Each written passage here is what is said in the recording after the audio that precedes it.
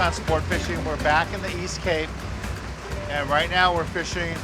We're right in front of Punta Colorado. We've been slow trolling, and my dad's hooked up.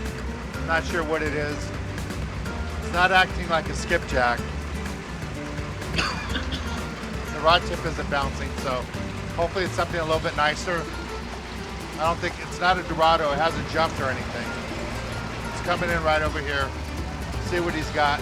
So the goal today is we're gonna fish inshore like this, fish right along the beach, look for skipjack, small tuna, Dorado. If we get really lucky, maybe an exotic like a wahoo. You never know what to expect. So my dad's gonna keep fighting this one for a little bit. So stay tuned for this week's exciting episode of Sport Fishing.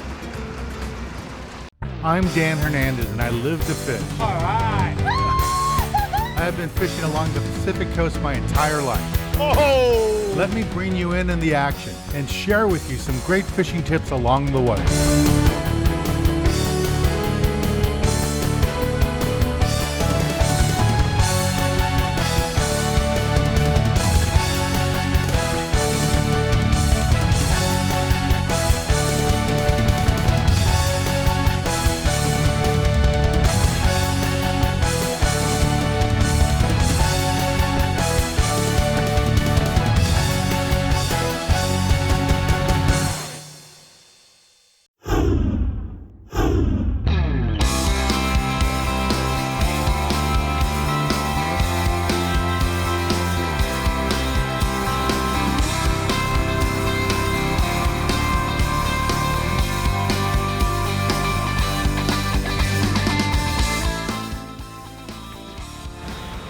We just got another fish on the troll. My dad's on it. Looks like a little skipjack. Just turn the handle, don't pump it. Just turn the handle.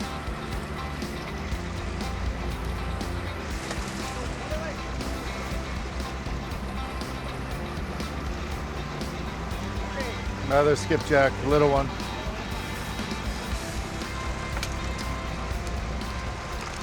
So we're just drifting out here where we caught the tuna, and I was using a little sardina.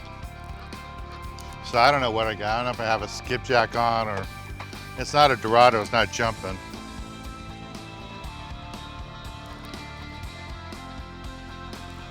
Oh, there's some fish breaking out there. I think it's just a little skipjack, but it's not. Might be a small yellowfin. The rod tip's not bouncing like a skipjack. We'll see. I normally would stand up, but just taking it easy. See what I got here. Just wind down. Same technique I used on that big fish, you use on the little fish. Just wind down. Lift up. They're just gonna pull forward a little bit.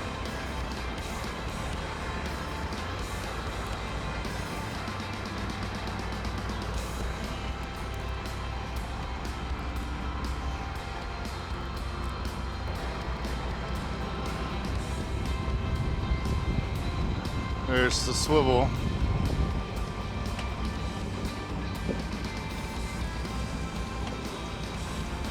Yeah, it's a skipjack.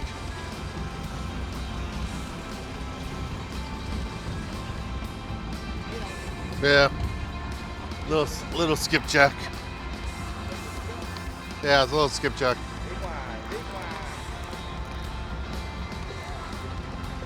More bait than what I was.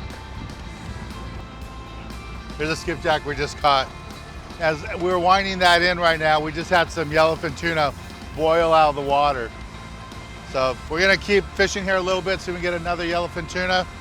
But while we do that, let's take a little break from the action here and give you a little look at the hotel we're staying at. Beautiful Palmas de Cortez. We'll be right back.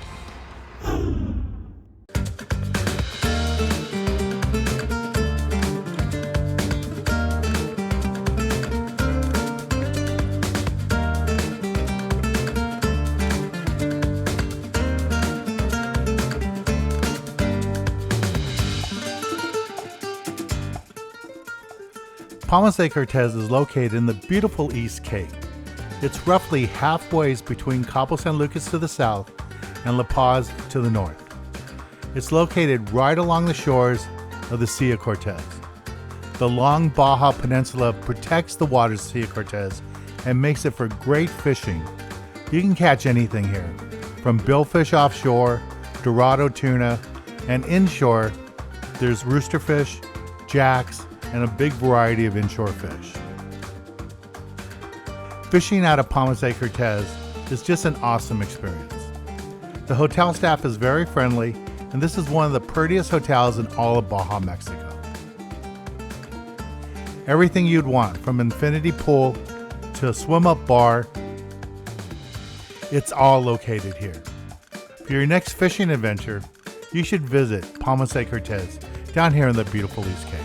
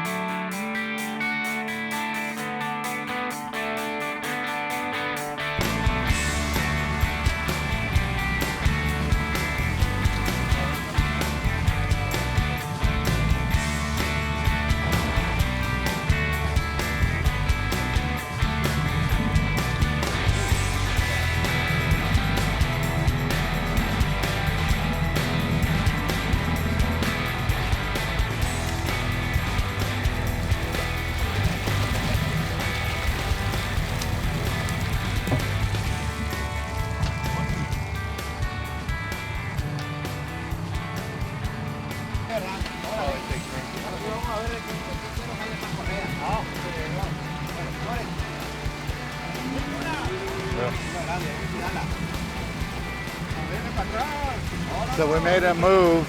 Now we're in the bay past the lighthouse, and we were slow trolling big baits, and we just got bit. So my dad's on this. I'm pretty sure I'm gonna have to help him out in a little while, but it's a big tuna. We'll see how big it is. You gotta turn the handle. Yeah, but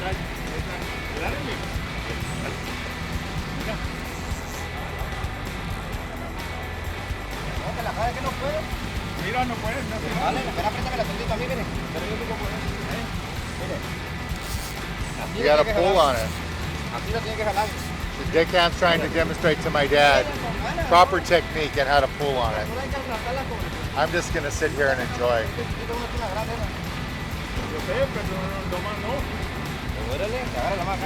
You gotta wind every time you lower the rod.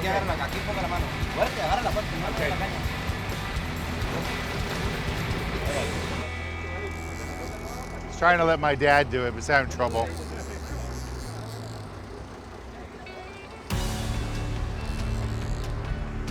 So we don't know for sure what this is. We think it's a tuna. Now we gotta back through all these boats so we can get some line back. So all I'm trying to do is every time I lower the rod tip, turn the handle. I don't know what pound test they got on this, so.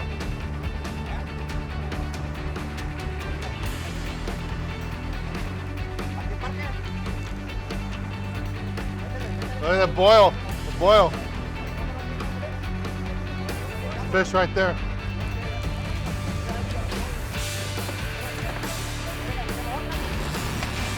Should be close. Rancho.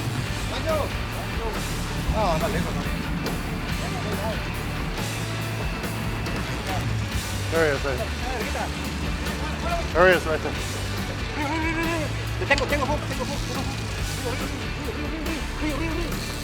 Oh, it's tail hook. Tail wrap. That's it, still.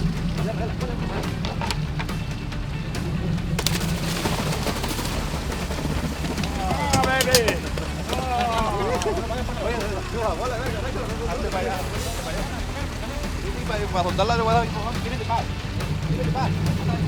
baseball bat. Here's a big tuna we just caught. My dad started on it. I finished it. Beautiful, beautiful tuna, yellowfin tuna, fishing down here out of Palmas de Cortez in the beautiful East Cape.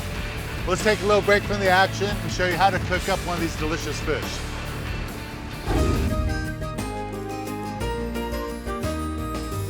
This week in the galley, we're in West LA with Chef Anthony, the executive chef here at the Red O Restaurant. Beautiful restaurant right here on Melrose, right across the street from the Improv. Great location. Yeah, thank you guys for coming down. Really do appreciate it. So what do you have in store for us today, Anthony? Today we're going to do ahi tuna tartar, at least our version of it. Cool. We're going to go ahead and start off by getting a ring mole.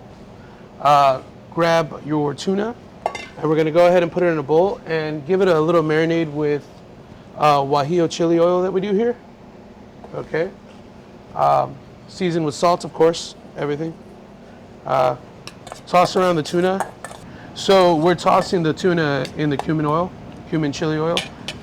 Is the oil actually cooking it, or is this just like No, it's giving just it a it's saute? good marinade for it, basically. Okay. So we roast the guajillo chilies and with a little bit of oil as well. We'll let that infuse together, and that's what's going to give it its flavor. So we're going to start the base of the tuna tartar with our tortilla chips that we make in-house. Adds a little bit of texture to the dish. Okay. From there, we're going to hit it with wakame. It's our seaweed salad. I don't know if you want to give it a try. Have you had it before? Yeah, it's actually pretty delicious. Here. So we're going to layer. That's seaweed? That's seaweed, yeah. Wow. So we're going to layer the tuna tartar. I have to keep some seaweed next time. And the seaweed, yeah. So what we're trying to attempt here is make sure that we get the layers pretty good so that they're visible each way. That's why you see me pressing down after each layer.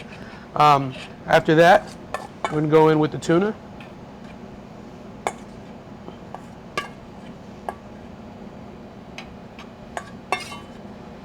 Does it matter if you use bluefin or yellowfin tuna? No, I mean, whatever you prefer, but just that's what we ended up going with here at the restaurant.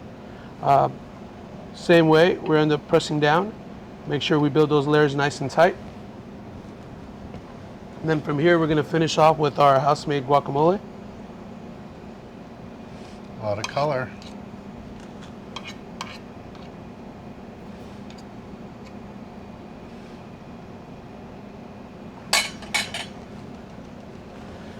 Same thing, kind of hitting off the edges. Make sure it builds up nice and tight. All right. Then as we push off, we end up building these nice layers that you can see throughout. So each component has its thing that it does for the dish. The tortilla obviously adds a texture. The tuna adds that umami flavor that you love, you know. Mm-hmm. So from here, we're gonna go ahead and add the sauce. Garnish with chili oil that we make in-house. Okay, and then finish off with microgreens and pickled onions. That's it. That composes the dish quite well.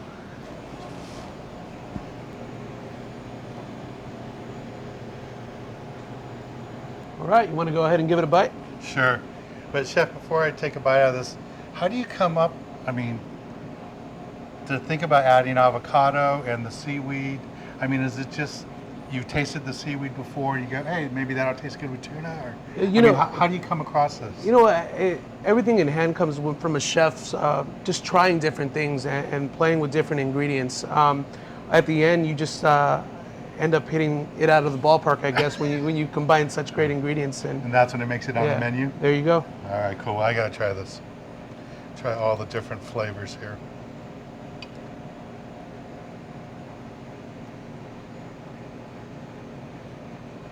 What's so neat about this, you taste all the levels, all the different decks, the flavors, but none of them are overpowering. No, I mean, I think everything together ends up kind of having a good balance. Mm-hmm. guacamole and raw fish. I never thought about that. That's pretty cool. Okay, we're at the Red O Restaurant, West LA, right on Melrose, across the street from the Improv. First time we ever got invited out here to West LA to film. Chef Anthony invited us out, and he's even been fishing with us now, so he's turned into being a good friend of the TV show. Thanks, Chef. Oh, thanks for coming down. I really do appreciate it. Well, let's get back on the water and show you more exciting action right here on Sport Fishing.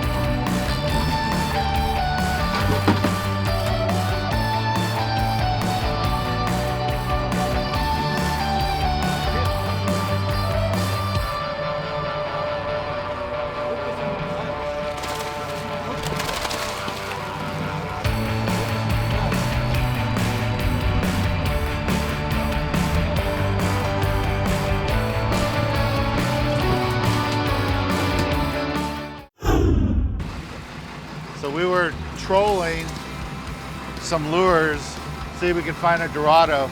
And I saw the Dorado swim right across the lures and ate this one. My dad's got it going. Just whine.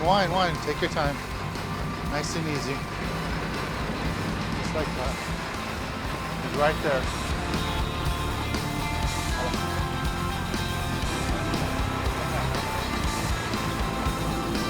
Put it into the boat.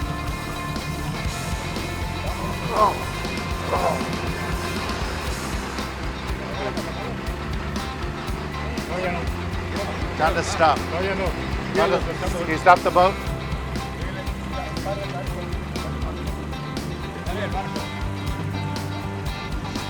Yeah, wind it a little closer, Dad.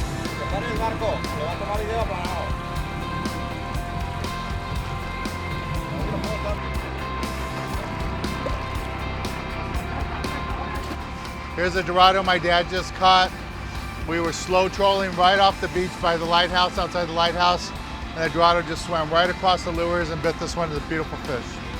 We're gonna take a little break from the action here in the beautiful Sea of Cortez in the East Cape, and when we return, I'll be giving you this week's tip of the week.